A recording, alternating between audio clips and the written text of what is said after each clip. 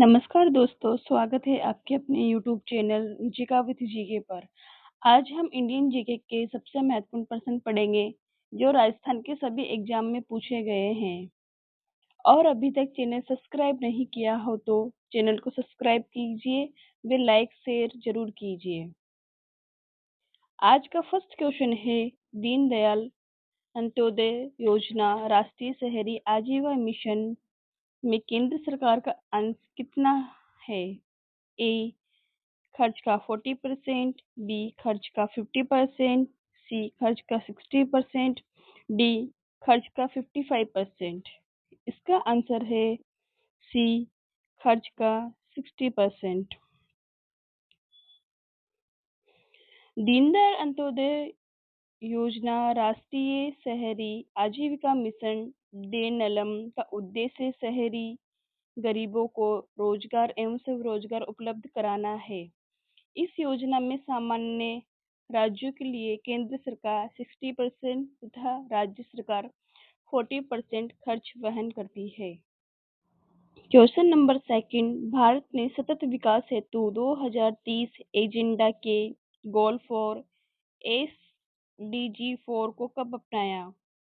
ए 2020, B 2015, सी 2030, D 2025। इसका answer है B 2015। संयुक्त राष्ट्र ने सस्टेनेबल डेवलपमेंट गोल्स SDGs को अपनाया। SDG 4 का उद्देश्य सभी के लिए गुणवत्तापूर्ण शिक्षा सुनिश्चित करना है। क्वेश्चन नंबर थर्ड, प्रधानमंत्री कुसुम योजना किससे संबंधित है?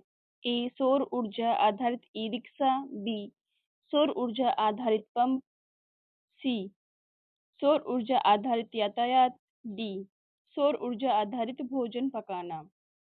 इसका आंसर है बी सौर ऊर्जा आधारित पंप। प्रधानमंत्री कुसुम योजना किसानों को सौर ऊर्जा चालित सिंचाई पंप उपलब्ध कराने हेतु शुरू की गई। इससे बिजली और डीजल की बचत होती है। क्वेश्चन नंबर 4, अक्षय परियोजना वर्ष 2002 में भारत के किस राज्य में प्रारंभ की गई? ए राजस्थान, बी केरल, सी महाराष्ट्र, डी उत्तर प्रदेश। इसका आंसर है बी केरल। अक्षय परियोजना का उद्देश्य डिजिटल साक्षरता और ई गवर्नेंस को बढ़ावा देना था। इसकी शुरुआत 2002 में केरल में हुई। क्वेश्चन नंबर 5, जल जीवन मिशन के अंतर्गत प्रत्येक ग्रामीण परिवार को कब तक नल जल उपलब्ध कराने का लक्ष्य रखा गया? ए 2025, बी 2024, सी 2027, डी 2030। इसका आंसर है बी 2024। जल जीवन मिशन 2019 में शुरू किया गया। इसका उद्देश्य 2024 तक प्रत्येक ग्रामीण परिवार को कार्यशील घरेलू नल कनेक्शन उपलब्ध कराना है। क्वेश्चन नंबर 6, राष्ट्रीय साक्षरता मिशन की शुरुआत किस वर्ष हुई? ए 1998, बी 1978, सी 1988, डी 1968। इसका आंसर है सी 1988। राष्ट्रीय साक्षरता मिशन 1988 में प्रारंभ किया गया था। इसका मुख्य उद्देश्य वैश्विक शिक्षा और साक्षरता बढ़ाना था। क्वेश्चन नंबर 7, सरकार द्वारा लगाए गए प्रतिबंधों या रुकावटों को हटाना क्या कहलाता है? ए उदारीकरण, बी वैश्वीकरण, सी निजीकरण, डी वैश्वीकरण व निजीकरण दोनों। इसका आंसर है ए उदारीकरण।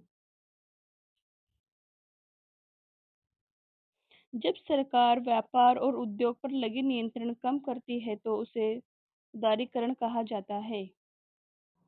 क्वेश्चन नंबर 8, विश्व व्यापार संगठन WTO की स्थापना कब हुई?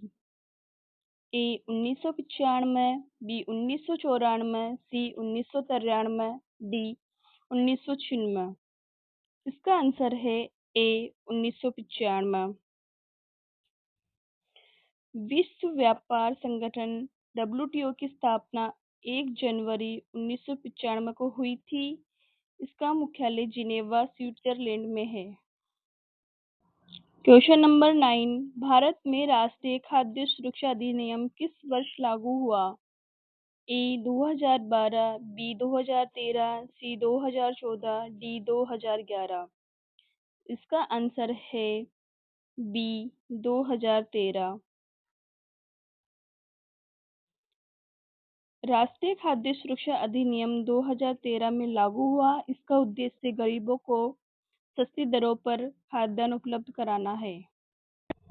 क्वेश्चन नंबर 10, निम्न में से कौन सा भारत में वैश्वीकरण का प्रभाव नहीं है?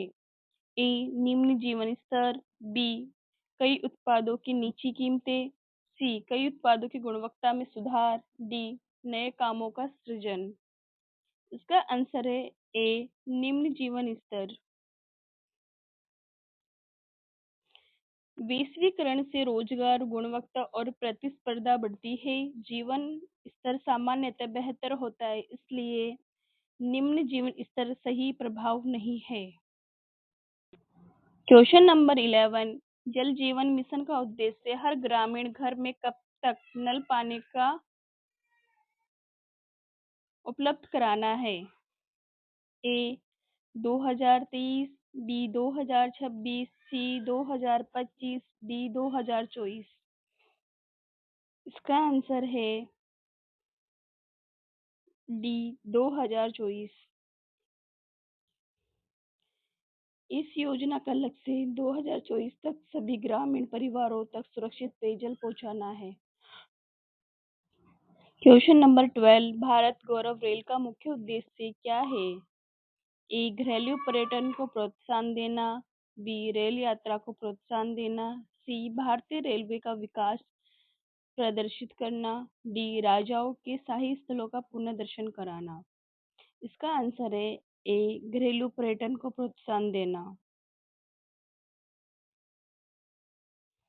भारत गौरव ट्रेन योजना भारतीय पर्यटन और सांस्कृतिक स्थलों को बढ़ावा देने के लिए शुरू की गई है।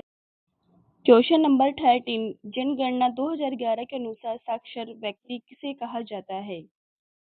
ए जो 7 वर्ष या उससे अधिक आयु का हो तथा पढ़ लिख सके, बी निरक्षर, सी स्नातक, डी विद्वान।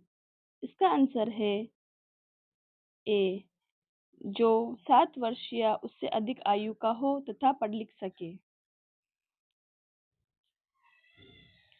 जनगणना 2011 के अनुसार 7 वर्ष या अधिक आयु का वह व्यक्ति जो किसी भाषा को समझती हो, पढ़ लिख सके, साक्षर कहलाता है।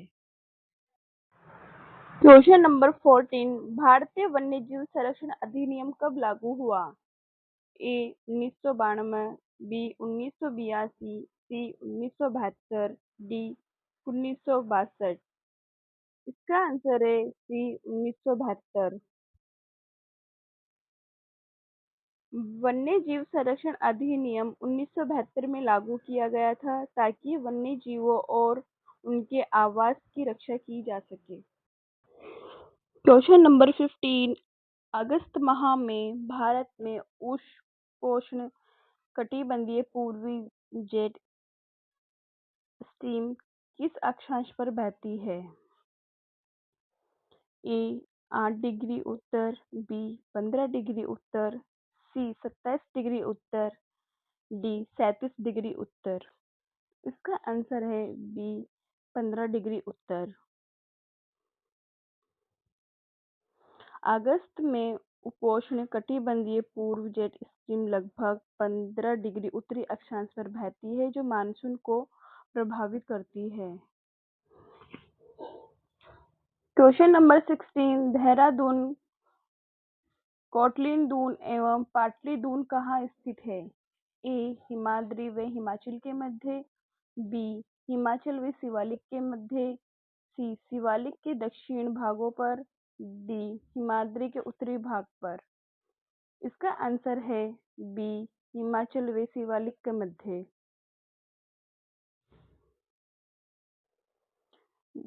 दून घाटियां हिमाचल और शिवालिक पर्वतमालाओं के बीच स्थित होती है। क्वेश्चन नंबर 17, कौन सी पर्वतमाला प्रायद्वीपीय पठार के उत्तर पश्चिम में स्थित है? ए विंध्याचल, बी सतपुड़ा, सी अरावली, डी पूर्वी घाट।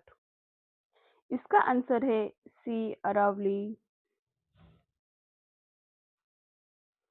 अरावली पर्वतमाला भारत के प्राचीनतम पर्वतमाला है और प्रायद्वीपीय पठार के उत्तर पश्चिम में स्थित। क्वेश्चन नंबर 18, विश्व में सबसे अधिक बिकने वाली कैंसर रोधी औषधि भारत में किस पौधे से प्राप्त होती है? ए अर्जुन, बी हिमालयन यव, सी सर्पगंधा, डी अक्सलबूड। इसका आंसर है बी, हिमालयन यव। हिमालयन यव से टेक्सोल नामक कैंसर रोधी औषधि प्राप्त होती है। क्वेश्चन नंबर 19, धात्विक खनिज युग्म कौन सा है? ए मैग्नीज तांबा, बी तांबा ग्रेफाइट, सी लोहा अभ्रक, डी अभ्रक डोलोमाइट। इसका सही आंसर है ए मैग्नीज तांबा। मैग्नीज और तांबा दोनों धात्विक खनिज है। ग्रेफाइट अभ्रक और डोलोमाइट अधात्विक खनिज है। किस फसल को सुनहरा रेशा कहा जाता है? ए कपास, बी जूट, सी सन, डी प्राकृतिक रेशम। इसका आंसर है बी जूट। जूट को गोल्डन फाइबर या सुनहरा रेशा कहा जाता है क्योंकि इसका रंग सुनहरा होता है और इसका आर्थिक महत्व अधिक होता है।